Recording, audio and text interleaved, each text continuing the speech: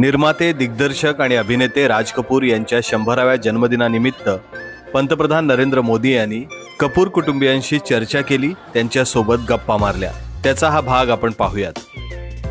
पिछले हफ्ते जो हमारी व्हाट्सएप फैमिली ग्रुप है, हमें एक हफ्ते से सिर्फ ये डिसाइड करें कि हम कैसे आपको कहेंगे प्राइम मिनिस्टर जी, प्रधानमंत्री जी। रीमा बुआ मेरे को रोज फोन करके पूछ रही है क्या मैं ये बोल सकती हूँ, क्या मैं ये वो बोल सकती हूँ। मैं भी आपका परिवार का हूँ भाई, आपको जो मर्जी पड़े वो बोलिए। बहुत अच्छा रट गया। आदरणीय प्रधानमंत्री श्री नरेंद्र मोदी जी। कट।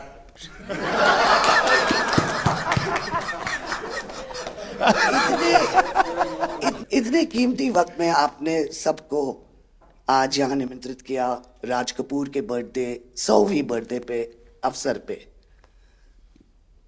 हम आपका शुक्रिया अदा करते हैं। और पापा की पिक्चर के गाने की 1-2 लाइन याद आ गई। मैं ना रहूंगी, तुम ना रहोगे, लेकिन रहेंगी निशानियां।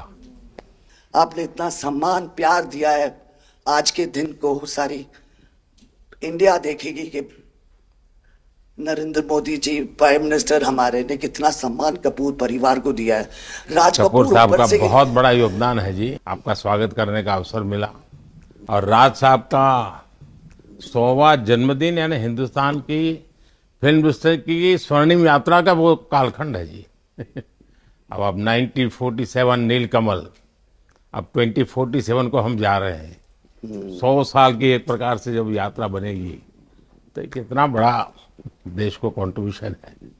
आजकल हमारे यहाँ डिप्लोमेटिक वर्ल्ड में सॉफ्ट पावर इसकी बहुत चर्चा होती है कि भाई जिस जमाने में सॉफ्ट पावर शब्द का जन्म नहीं हुआ होगा, शायद राज कपूर साहब ने दुनिया में भारत के सॉफ्ट पावर की ताकत को एस्टैब्लिश कर दिया था। यानी एक बहुत बड़ी भारत को उनकी सेवा थी। रणबीर के साथ हुआ है, वो गाड़ी में बैठा था और एक रशियन टैक्सी ड्राइवर था और उसने बोला कि are you from India? Oh, and he was singing a song, I am Raj Kapoor's grandson. से बेटा मैंने कहा था कि मैं उनका पोता हूं तो हमेशा मुझे फ्री टैक्सी फ्री हो जाती है। एक काम हो सकता है क्या, खास करके सेंट्रल एशिया, कोई ऐसी फिल्म बने जो वहां के लोगों के दिल दिमाग पर राज साहब आज इतने सालों के बाद भी, यानी आज भी उनका पूरा कंट्रोल है। मैं बताता हूँ, आज छोटे बच्चों को भी सिखाते गाने। हाँ, यानी उनके जीवन में प्रभाव है। मुझे लगता है कि सेंट्रल एशिया में बहुत बड़ी ताकत है जी। हमें पुनर्जीवित करना चाहिए, हमें इसको नई पीढ़ी तक जोड़ना चाहिए और एक लिंक बने, वैसा कोई क्रिएटिव वर्क करना चाहिए और बन सकता है। वो उनको इतना प्यार मिला उसमें कि ये थोड़ा से उनका नाम इंटरनेशनली भी बाहर गया और उनको बोल सकते हैं छोटे से तरीके से एक कल्चरल एम्बेसडर। लेकिन आज मैं ये आपको बोलना चाहती हूँ, वो छोटे से कल्चरल एम्बेसडर थे, लेकिन हमारे प्राइम मिनिस्टर इंडिया के तो हमें ग्लोबल मैप में डाल दिया है। एंड वो हम we are so proud, each member of this family is very proud. देखिए, देश की आज प्रतिष्ठा बहुत बड़ी है, बहुत बड़ी है। सिर्फ योगा ले लीजिए जी, आज दुनिया के किसी भी देश में जाइए, योगा के प्रति इतना मम्मी और मैं, हम दोनों, बेबो, लोलो, हम सब योगा में बहुत रुचि रखते हैं। वैसे मैं दुनिया के जितने लीडर से मिलता हूँ, लंच डिनर अगर साथ में है तो मेरे अगल बगल में जितने भी है वो मेरे से योगा के लिए ही चर्चा करते हैं। एक छोटा सा ट्रिब्यूट है नाना जी के लिए। एक्चुअली दरअसल मेरा पहला फिल्म है एज अ प्रोड्यूसर एंड मेरा सपना था कि मैं अपने फैमिली के साथ कुछ करूं, तो सब इस फिल्म में है। मैं एक चीज बोल सकती हूँ? बिल्कुल।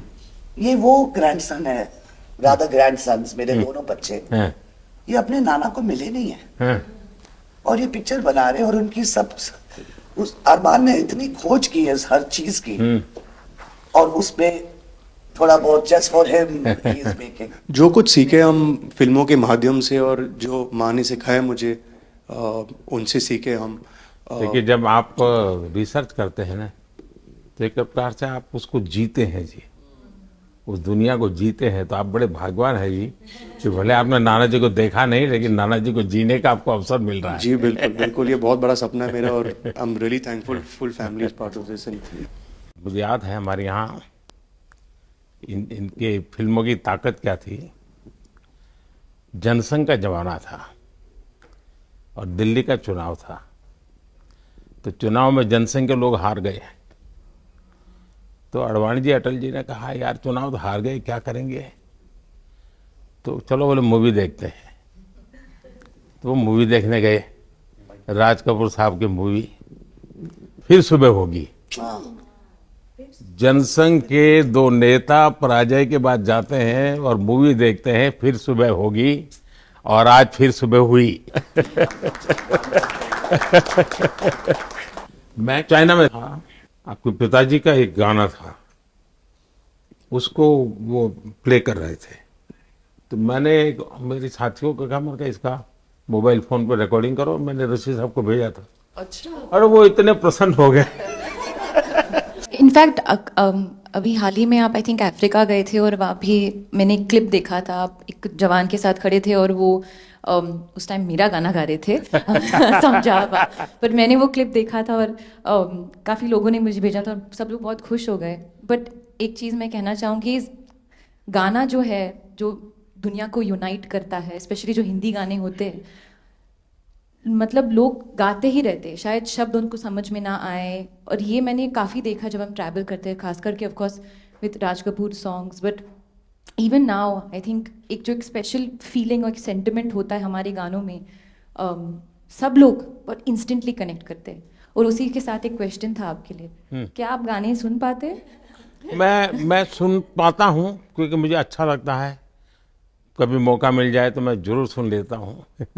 आप पहले प्रधानमंत्री हैं जिससे मैं मिला हूँ, और आपने आंखों में आंख लगा के इतने मतलब पर्सनली हमसे मिले हैं, और 2 बार मिले हैं। आप में इतनी अच्छी एनर्जी है और आप इतनी मेहनत करते हैं, और आप जो करते हैं मैं आपको कंग्रेचुलेट करना चाहूँगा। और thank you for opening your doors, और हम सबसे मिलने के लिए और इतने एक्सेसिबल होने के लिए, तो बहुत खुश हूँ। मैं आपके पिताजी को मिला हूँ, और मैं सोच रहा था कि आज मुझे 3 पीढ़ी को मिलने का मौका मिलेगा, लेकिन आप लाए नहीं तीसरी पीढ़ी को।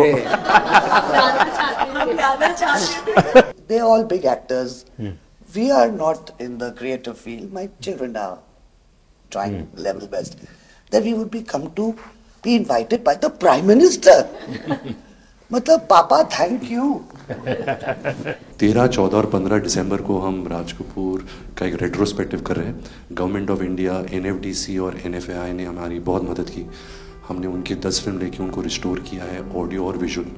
तो हम पूरे हिंदुस्तान में कुछ 160 थिएटर्स में 40 सिटीज़, अराउंड 40 सिटीज़ उनकी फिल्में दिखा रहे हैं। तो 13 तारीख को हमारा प्रीमियर है, जो हम मुंबई में करें। पूरी फिल्म इंडस्ट्री को हमने बुलाया है।